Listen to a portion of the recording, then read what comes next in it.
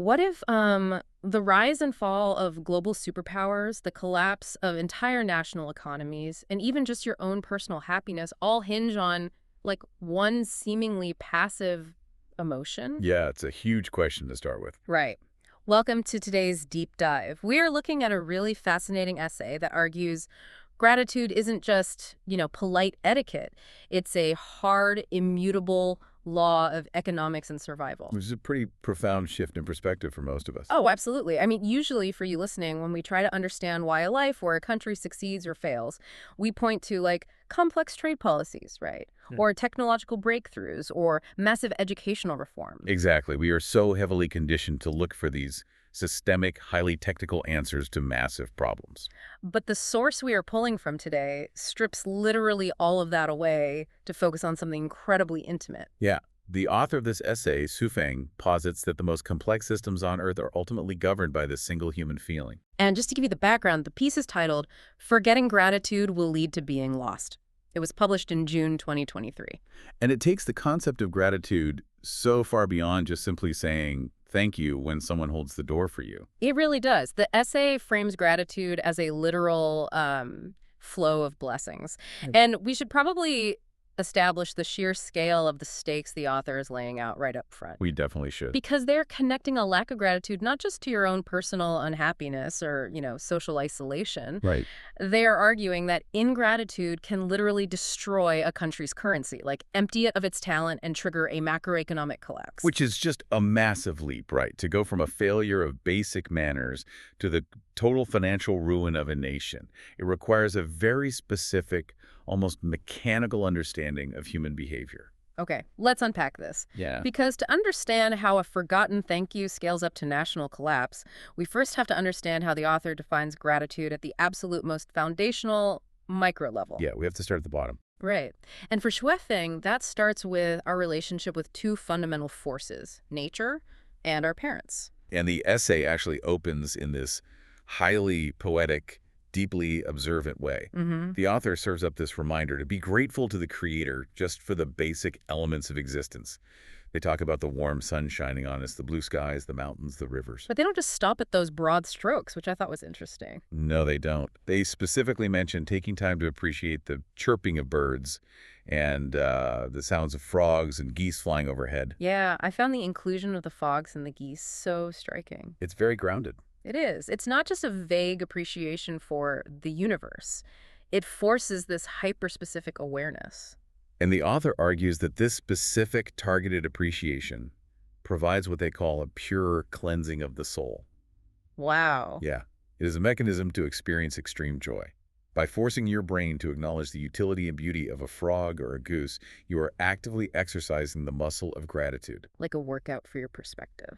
Exactly. Yeah. You are training your mind to look for value outside of yourself. Yes. And once that foundation with nature is set, the essay makes a very sharp pivot directly to our parents. And this is where the author starts laying down some incredibly strict moral lines. Oh, very strict. They state that regardless of your parents' wealth, their social status, or even their worldview, they cared for us during our infancy and youth. Right, like we physically survived because they expended resources and energy on us. Exactly. And the warning that follows is stark.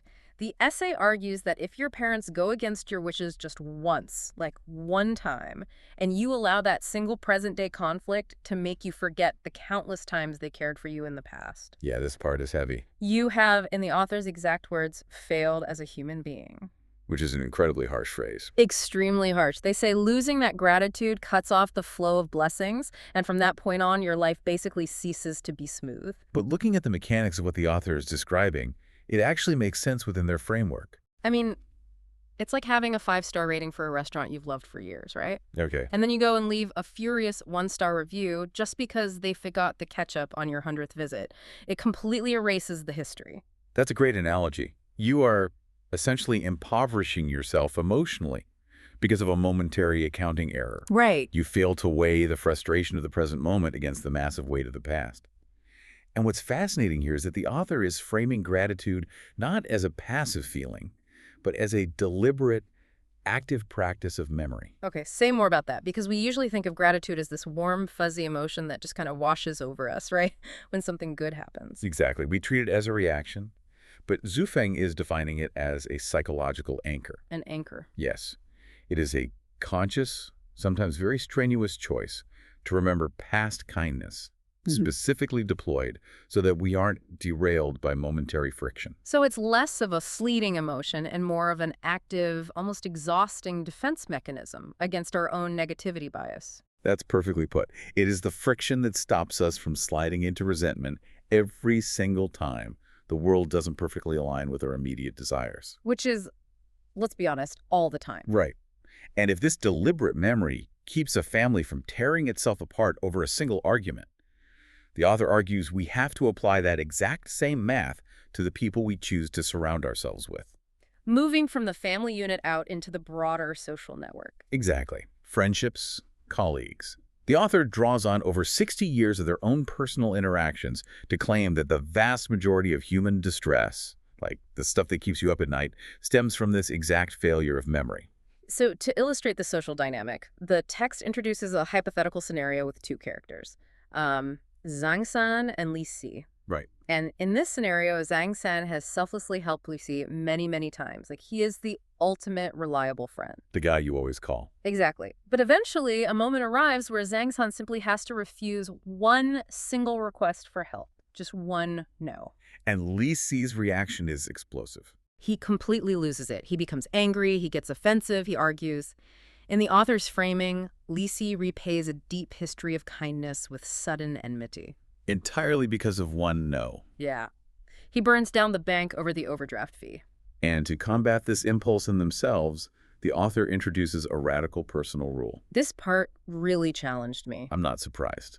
They admit they can't always achieve the ancient ideal of repaying a drop of water with a gushing spring. Which is the concept of paying back a tiny favor with massive generosity. Right. But they practice something else instead, a 10-to-1 ratio. Okay, I want to spend some time dissecting this 10-to-1 ratio because this is where the text really pushed my buttons. What's it? The author says that if someone helps them even just once, they can joyfully accept that person's refusal or even an insult 10 times without getting angry. 10 times.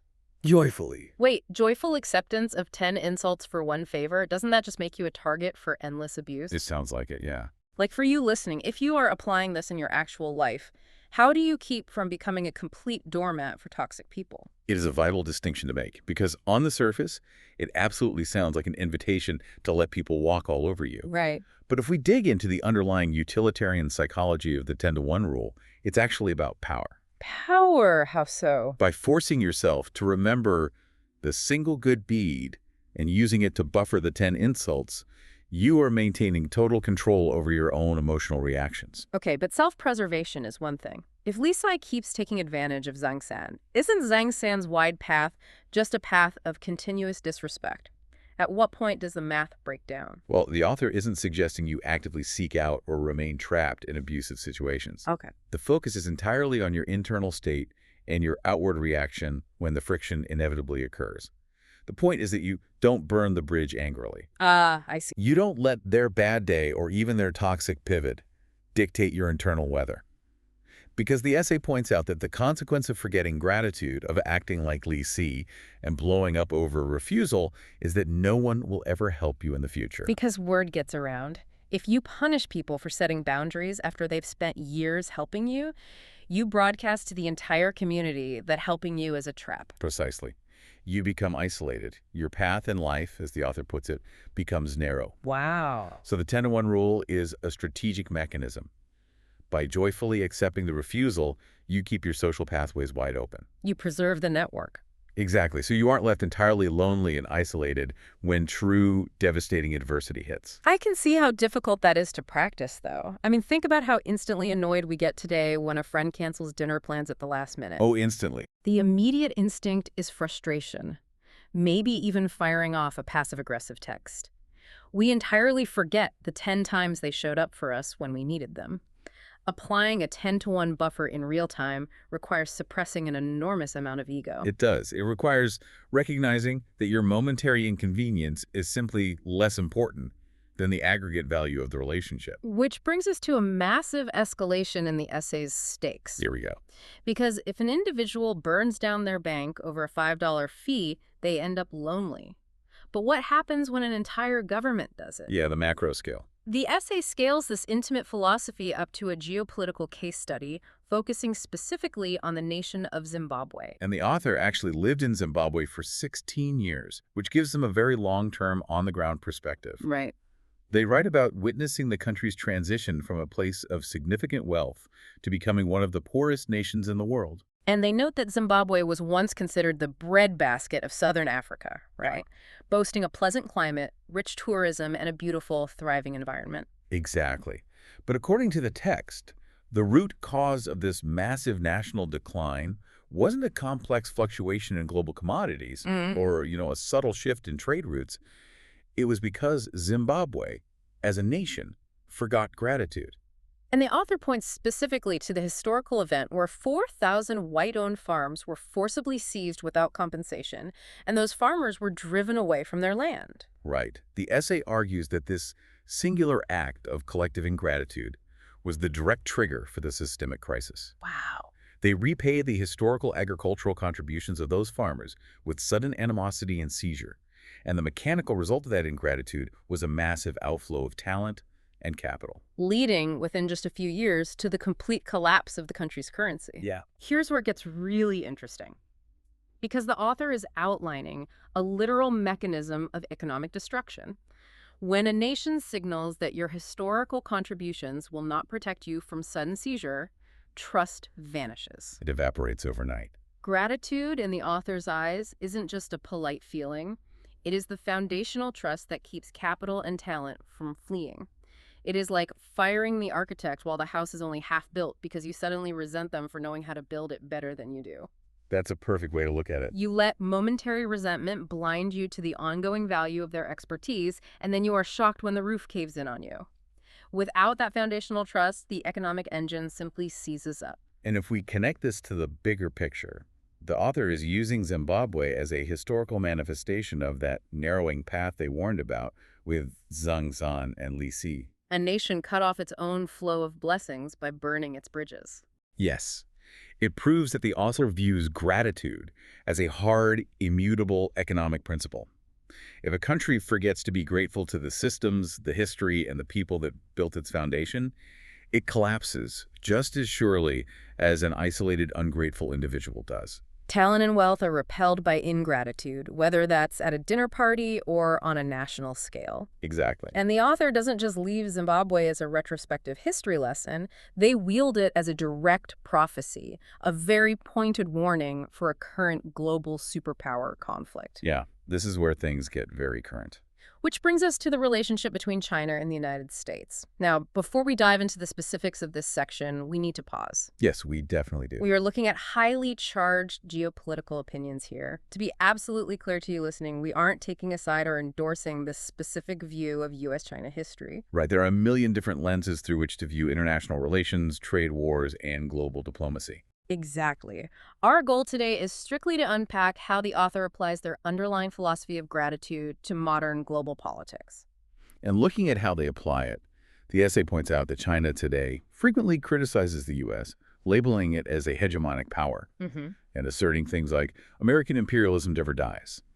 There is a strong, persistent narrative of confrontation and grievance in the rhetoric.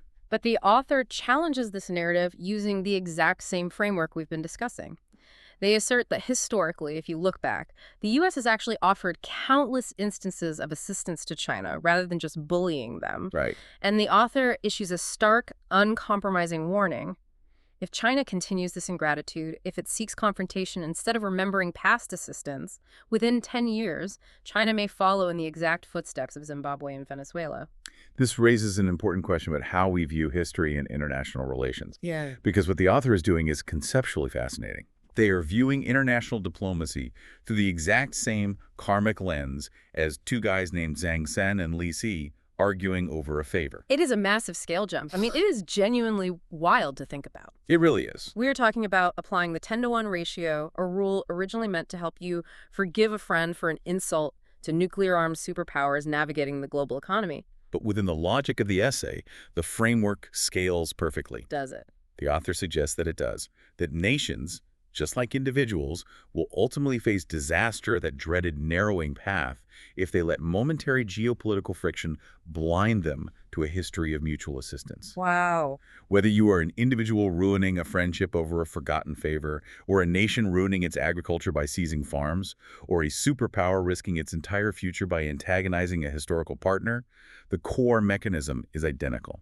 The refusal to hold on to memory, the absolute refusal to honor the past in the face of present conflict, always leads to isolation. It strips away your buffer. Exactly. When a nation operates entirely on present moment grievance, Yep. it signals to the rest of the world that any past cooperation is meaningless. Right. And just like Lisi, that nation will find that no one is willing to extend a hand when true crisis hits. Which brings us to the core through line of this entire deep dive. The author takes us from the micro to the macro, proving that the mechanism never changes. It's all the same principle. Whether it is taking a quiet moment to listen to the frogs and appreciate the warmth of the sun, or finding the grace to forgive a parent for a fundamental disagreement, or suppressing your ego to ignore a momentary insult from an old friend, or even managing national agriculture and foreign policy, remembering gratitude widens the path. It keeps the flow of blessings open. Exactly. While forgetting it and focusing only on the immediate negative friction of the present guarantees hardship, poverty, and isolation. It really is a profound way to look at the world. So what does this all mean for you? How do we actually take this 10-to-1 ratio, this very demanding philosophy of active memory, and apply it to our own daily lives when everything around us is begging us to be angry? Well, I think the most important thing to mull over here builds directly on this idea of gratitude as a strenuous memory exercise. Okay. If a gratitude is fundamentally a conscious choice to remember past kindness, Yeah. so we can buffer present defenses, what happens to us in today's age of digital amnesia? Oh, that's a great point. We live in an ecosystem completely dominated by outrage culture. The algorithms that govern our news feeds, our social media, and our public discourse are literally designed to incentivize us to only react to the immediate negative present. They want a 0-to-1 rule. Exactly. One mistake equals total cancellation. The technology actively wants us to be Lee C, getting furious at the one refusal and entirely forgetting the years of friendship. Yeah, it feeds on that anger. So the question is, does our modern digital life inherently force us onto that narrow, isolated path the author warns about? And if the tools we use every day are built to erase our gratitude, how much mental energy must we expend to actively choose the wider path today? That is a deeply provocative thought to leave on. The idea that remembering the good isn't just about being polite or keeping your blood pressure down. It is an act of active rebellion against a culture and an algorithm designed to feed on your outrage. Right. It is a conscious, radical widening of the path. Thank you so much for joining us on this deep dive. Take care of yourselves, fight the urge to burn down the bank, remember the good, and we will catch you next time.